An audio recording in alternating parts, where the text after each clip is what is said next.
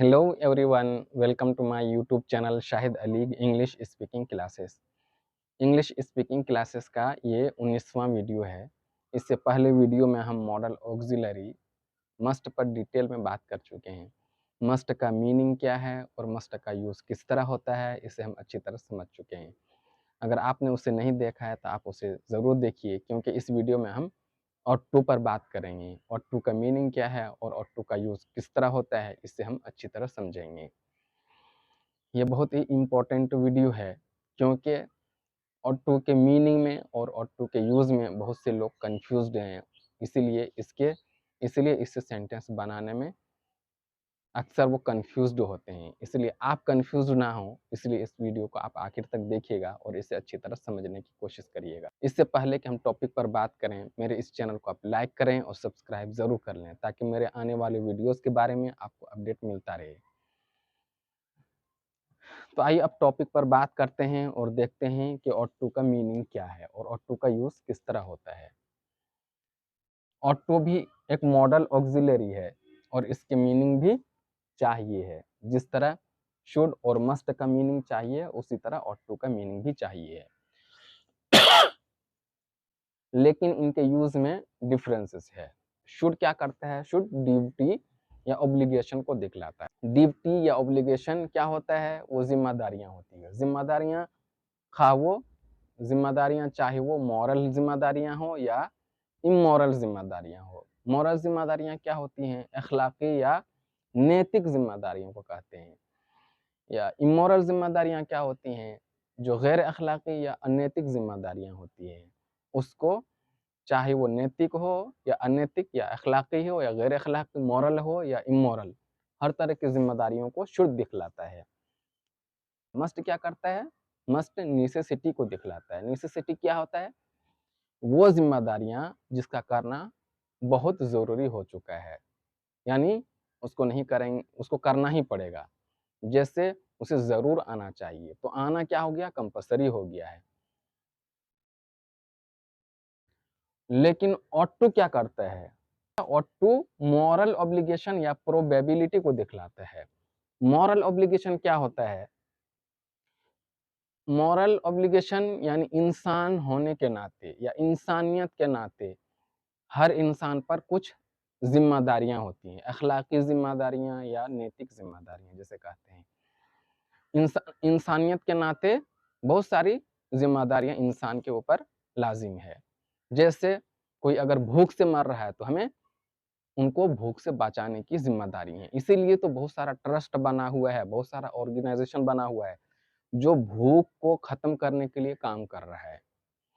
या इंसान को तकलीफ से बचाना, ये क्या है? इंसानियत के नाते एक इंसान के ऊपर ज़िम्मेदारी आयद है। इसीलिए तो दूसरे मुल्क, जो अमीर मुल्क है, वो गरीब मुल्कों में डॉक्टर, मेडिसिन या फिर बहुत सारे बहुत सारी मदद करते हैं, पैसा भेजते हैं, ताकि गरीब मुल्कों में इलाज हो सके गरीब का। या ट्रस्ट बहुत चलता है, या लोगों को शिक्षित करना, ये क्या है? इंसान होने के नाते एक इंसानियत की ज़िम्मेदारी है कि लोग अच्छी ज़िंदगी किस तरह गुज़ारें। इंसान को इंसान की तरह रहना चाहिए, हैवान की तरह नहीं रहना चाहिए।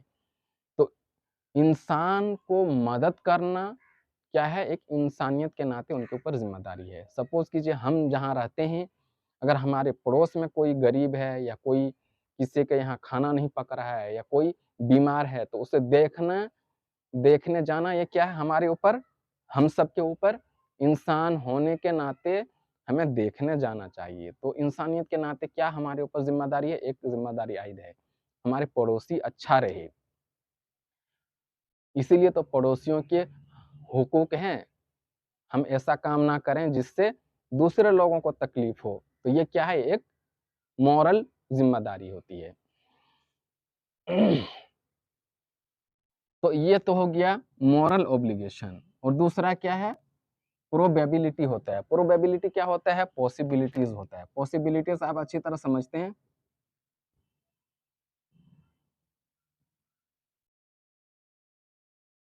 पॉसिबिलिटीज जिसमें चांस होता है, शायद कई बार हम, यानी ये जिम्मेदारियां तो होती है, लेकिन कई बार हमें क्या होता है, जो कुछ काम करने में हमें डाउट होता है, यानी चांस होता है, जो यार ये काम करेंगे तो क्या सही भी होगा या नहीं होगा, ये काम मुझे करना चाहिए या ना करना चाहिए। हम बाज़ दफ़ा क्या करते हैं, वो डिसाइड नहीं कर कर पाते हैं। तो उसी प्रोबेबिलिटीज़ को ये ऑट टू क्या करता है, उसी प्रोबेबिलिटीज़ को दिखलाता है। मैं मुझे यहाँ रहना चाहिए या नहीं रहना चाहिए, मेरा डिसीज़न ये यहाँ रहने का डिसीज़न जो मैं लेने जा रहा हूँ, यानी शायद यहाँ मुझे रहना चाहिए या नहीं रहना चाहिए। तो कभी डिसाइड करने में बहुत कई टाइम हम क्या करते हैं, कन्फ्यूज़ रहते हैं और वहाँ सोचते हैं हम, शायद मुझे यहाँ रहना चाहिए या नहीं रहना चाहिए। जब हमें समझ में नहीं आता है तो दूसरों से हम पूछते हैं, यार क्या करना चाहिए ऐसे सिचुएशन में? शायद मुझे यहाँ रह जाना चाहिए या शायद उसे यहाँ आ जाना चाहिए। तो ये जो प्रोबेबिलिटी है, जहाँ हम डिसीज़न नहीं ले पाते हैं, जहाँ इंसान डिसीज़न नहीं ले पाता है, उनका दिमाग नहीं काम कर पाता है, फैसला नहीं कर पाता है कि वो उसका सही डिसीज़न क्या होगा। उस प्रोबेबिलिटी को शो करता है कौन? ऑटो शो करता है। जैसे कोई मुझसे उधार माँगने के लिए आया है, तो मैं उसके ऊपर बहुत ज़्यादा भरोसा नहीं कर रहा हूँ। कर भी रहा हूँ तो मुझे लगता है क्या यार ये दे भी पाएगा या नहीं दे पाएगा, या ये धोखाबाज तो नहीं होगा।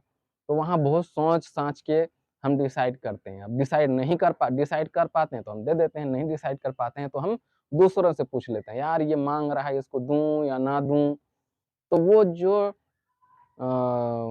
सिचुएशन में रहते हैं जहाँ डिसाइड नहीं ले पाते हैं, कशमकश की सिचुएशन, उसी कशमकश के सिचुएशन को कौन दिखलाता है? ऑटो दिखलाता है।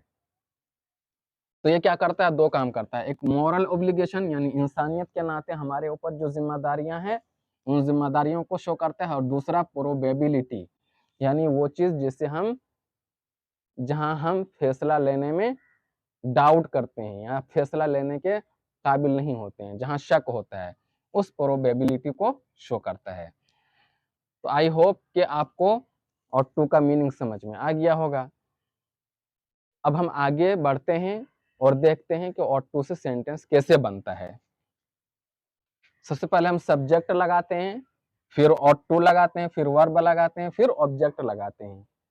जैसे मुझे गरीबों की मदद करनी चाहिए, तो I ought to help poor, या उसे मुझ पर भरोसा करना चाहिए। He ought to believe me, मुझे उसे मुझ पर भरोसा करना चाहिए। मुझे अच्छे काम या हम लोगों को अच्छे काम करना चाहिए।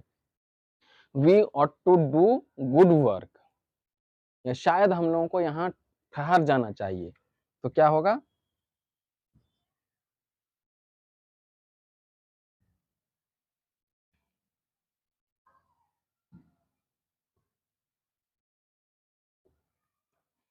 We ought to stay here, शायद उसे मुझसे बात कर लेनी चाहिए।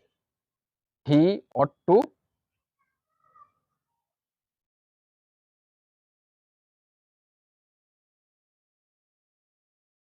शायद उसे मुझसे बात कर लेनी चाहिए। He ought to talk to me. तो ये अभी तक हम बना रहे थे, वो किस में बना रहे थे? ऑट टू का अफर्मेटिव सेंटेंस। अगर हमें निगेटिव सेंटेंस बनाना हो तो क्या करते हैं हम? ऑट के बाद नोट लगा देते हैं। तो क्या हो जाएगा? तो क्या हो जाएगा? उसे झूठ नहीं बोलना चाहिए। तो क्या हो जाएगा?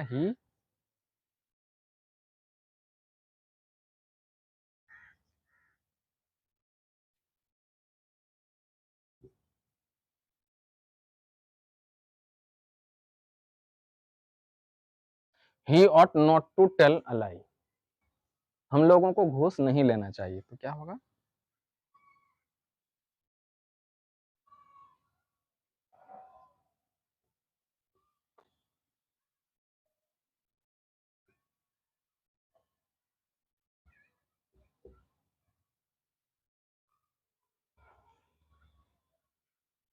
या शायद हम लोगों को किसी से यहाँ नहीं मिलना चाहिए।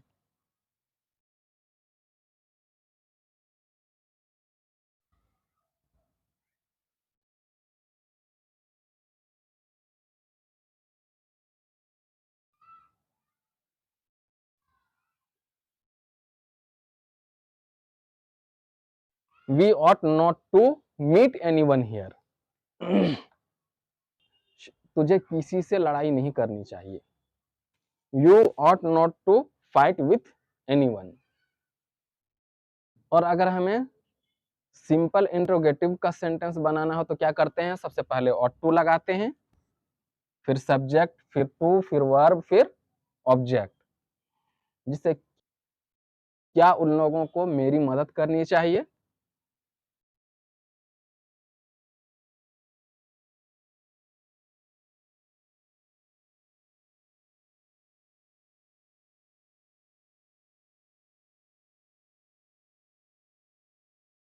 Ought they to help me. क्या उन लोगों को मुझसे मिलना चाहिए।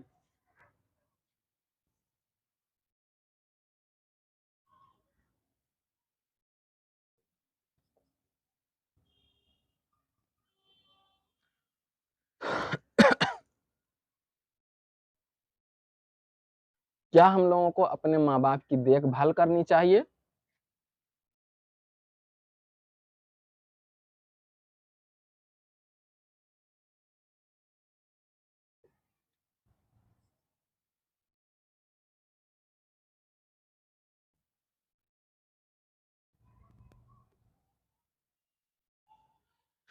Ought we to take care of our parents.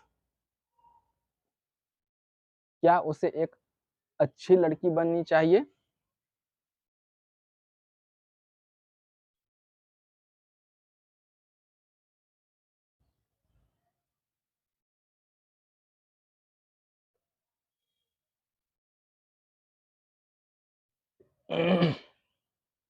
Out she to be a good girl. और अगर हमें इंट्रोगेटिव का निगेटिव सेंटेंस बनाना हो तब क्या करते हैं, ये सब्जेक्ट के बाद हम नोट लगा देते हैं।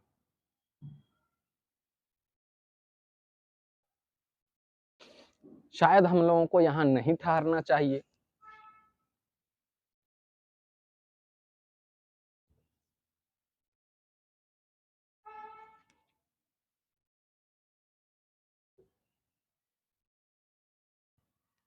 Out we not to stay here. क्या तुम लोगों को चुगली नहीं करनी चाहिए। Ought you not to backbite. क्या हम लोगों को किसी से नहीं लड़ना चाहिए।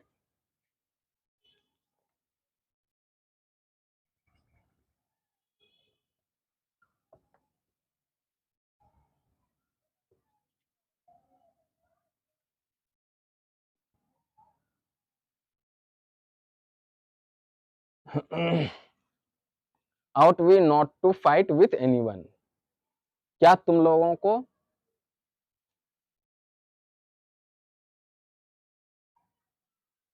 क्या तुम लोगों को अपने भाई को नहीं पढ़ाना चाहिए।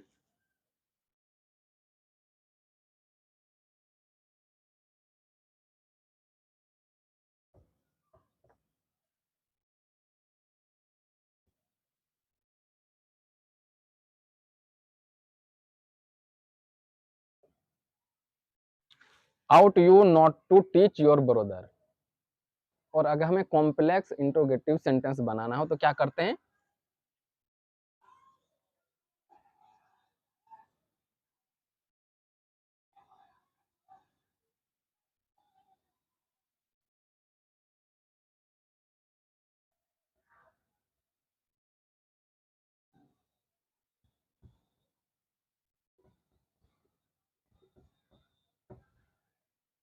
और अगर हमें कॉम्प्लेक्स इंट्रोगेटिव सेंटेंस बनाना हो तो क्या करते हैं, सबसे पहले क्वेश्चन वर्ड, फिर ऑट, फिर सब्जेक्ट, फिर टू, फिर वर्ब, फिर ऑब्जेक्ट। उसे यहाँ कब आना चाहिए।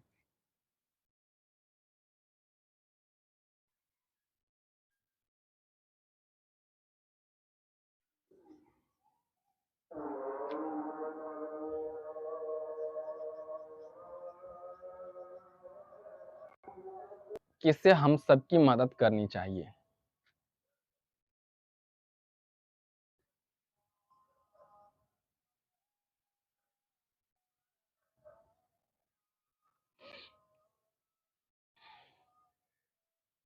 तुझे क्या खाना चाहिए।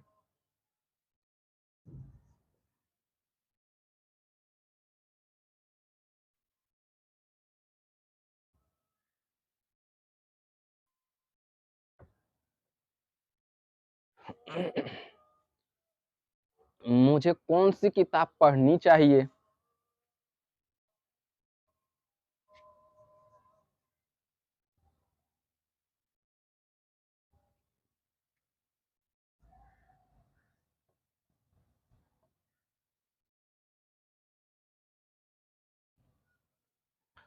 तो अभी जो हम बना रहे हैं, ये किसमें बना रहे हैं? कॉम्प्लेक्स इंट्रोगेटिव का अफर्मेटिव सेंटेंस, कॉम्प्लेक्स इंट्रोगेटिव का अफर्मेटिव सेंटेंस। और अगर हमें नेगेटिव सेंटेंस बनाना हो तो क्या करते हैं? ये सब्जेक्ट के बाद नॉट लगा देते हैं। तो क्या हो जाएगा? उसे किसकी चुगली नहीं करनी चाहिए।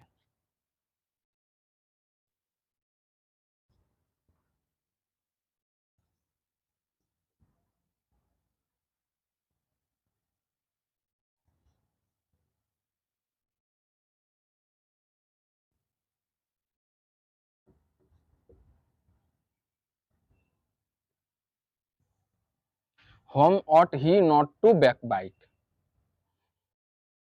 तुझे किसको गाली नहीं देना चाहिए।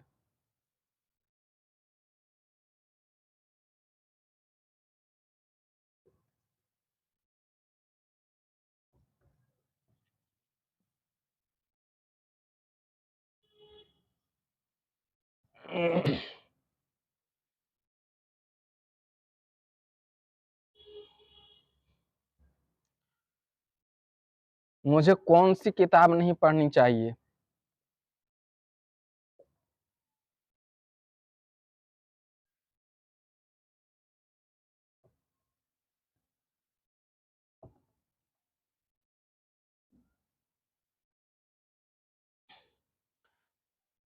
तो आप, आई होप कि आपको ऑट टू का मीनिंग क्या है, ऑट टू से सेंटेंस किस तरह बनता है, ये समझ में आ गया होगा।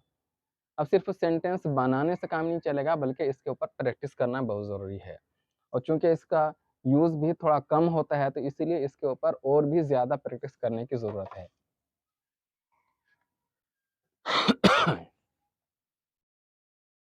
अब इससे प्रैक्टिस कैसे करेंगे? तो जैसे पहले हम करते आ रहे हैं वैसे ही करेंगे। ही, she, they,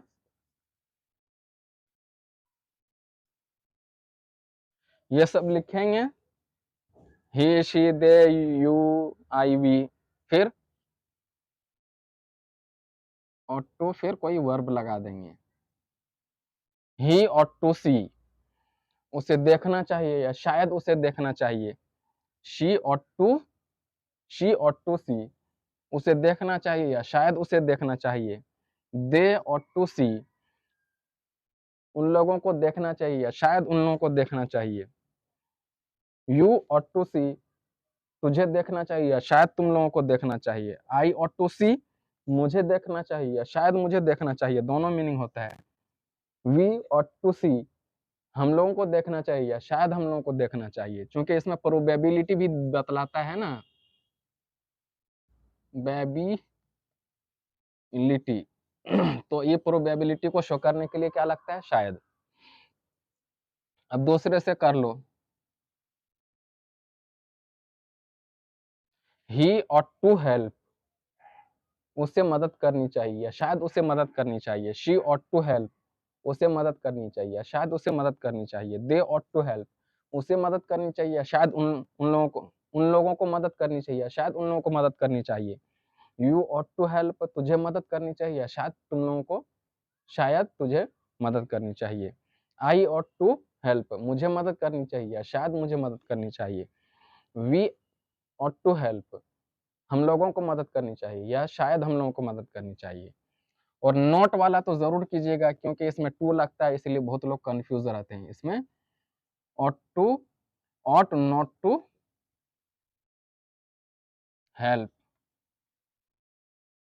he ought not to help, उसे मदद नहीं करनी चाहिए या शायद उसे मदद नहीं करनी चाहिए। आई होप कि आपको ये सब समझ में आ गया होगा। आप और आप इससे प्रैक्टिस भी करेंगे। प्रैक्टिस नहीं करेंगे तो आप इंग्लिश बोल भी नहीं पाएँगे, इसलिए प्रैक्टिस करना बहुत ज़रूरी है। अगर इसके बाद भी आपको समझ में ना आए तो आप मुझे कमेंट करके बता सकते हैं। और अगर सेंटेंस बनाने में आपको कोई प्रॉब्लम हो तो उसके लिए भी मुझे कमेंट करके बताएँ और ये वीडियो कैसा लगा या मेरा पढ़ाने का मेथड कैसा है, इसके लिए आप कमेंट करके मुझे ज़रूर बताइए। अब इसके बाद नेक्स्ट वीडियो से मिलते हैं।